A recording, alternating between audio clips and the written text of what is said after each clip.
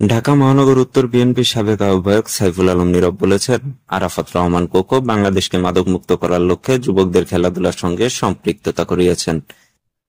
BNP একমাত্র দল সবার কথা চিন্তা করেন। তিনি আরও বলেন, জনগণ বিএনপিকে ভোট দিলে বিএনপি ক্ষমতায় আসবে, জনগণকে সেবা করবে, জনগণ সকল ক্ষমতার উৎস।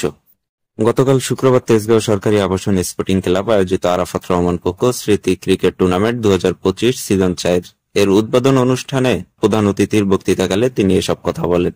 উদ্বোধনী অনুষ্ঠানে বিশেষ অতিথি হিসেবে ছিলেন তেজগাঁও শিল্পাঞ্চল বিএনপির যুগ্ম আহ্বায়ক হুমায়ুন কবির আহমেদ, জাকির হোসেনের সঞ্চালনা ও মোহাম্মদ আলীর সভাপতিত্বে। এতে অন্যান্যের মধ্যে উপস্থিত ছিলেন তেজগাঁও শিল্পাঞ্চল থানা যুবদলের সদস্য সচিব মোহাম্মদ মনিরুজ্জামান মনির, মোহাম্মদ জাকির আহমেদ, খুরশিদ আলম, মোজাম্মেল হোসেন, মোহাম্মদ জাহাঙ্গীর আলম, মোহাম্মদ আমিনুল হক মাসুম সহ বিএনপির অঙ্গ সংগঠনের নেতাকর্মীরা।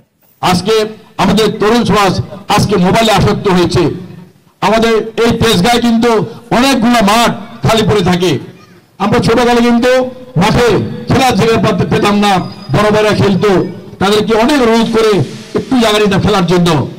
এই টেক্সটাইল মাঠ, লাল মাঠ, পলিটেকনিক মাঠ, বিজিপ্রেস মাঠ, সব মাঠে কিন্তু আগে ছোট খেলা হতো।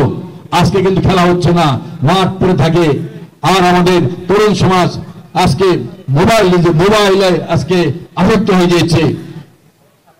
তারা সারাদিন মোবাইল নিয়ে থাকেন। আমরা কিন্তু যারা আমাদের গার্জিয়ান আছেন তারা কিন্তু লক্ষ্য করেন না। মোবাইলে কিন্তু তরুণ সমাজ নষ্ট হয়ে যাচ্ছে। মোবাইল আবার একদম খারাপ তাও বলবো না। মোবাইল দিয়ে আমরা আন্তর্জাতিক মহলের সাথে আমাদেরকে এগিয়ে যেতে হবে। তার অর্থ এই নয় একদম সারাদিনই মোবাইল নিয়ে ব্যস্ত থাকতে হবে।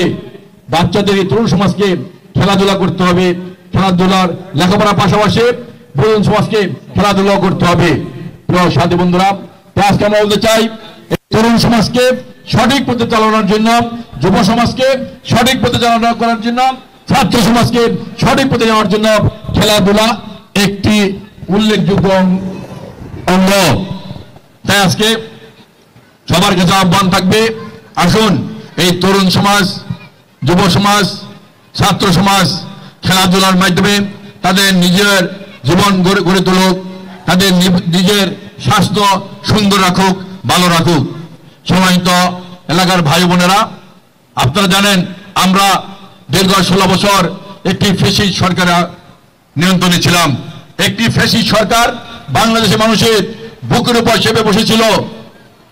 এই ফ্যাসিস্ট সরকারের বাইরে বাংলাদেশের সব মানুষ। বার্তা কণ্ঠ, ঢাকা।